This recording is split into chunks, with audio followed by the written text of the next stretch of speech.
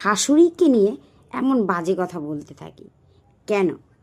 যে শাশুড়ি মানে বাজে, শাশুড়ি মানে ঝগড়ুটে, শাশুড়ি মানে অত্যাচারিত কেন ভাববো?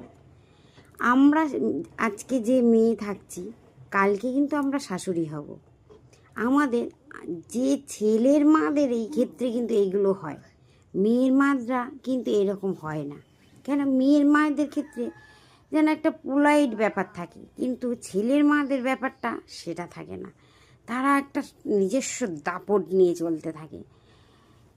সেই মেয়েটা কিন্তু সেও কিন্তু একদিন বৌমা হয়ে সেই বাড়িতে গেছে, সেইটা সে ভাবে না কিন্তু যে আজকে আমার সাথে যেটা হচ্ছে আগামী দিনে আমি কেন আমার বৌমাদের সাথে করব।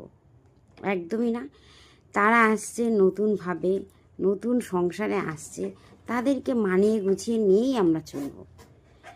না, শাশুড়িরা কিছু কিছু শাশুড়িরা ভাবে না, আমার বাড়িতে আসছে আমার রাজত্ব। আর প্রত্যেকটা মেয়েরাই তাদের সংসারটাকে এমনভাবে আঁকড়ে ধরে থাকে যে পরের মেয়ের হাতে ছাড়তে চায় না।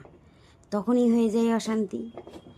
আর অশান্তি তখন বাঁধে যখন ওই পরের বাড়ির মেয়েটা এসে এটা করব সেটা করব ভাবে নিজের মতো করে চলতে থাকে, তখনই শাশুড়িরা মেনে নিতে পারে না, তখনই অশান্তিটা হয়।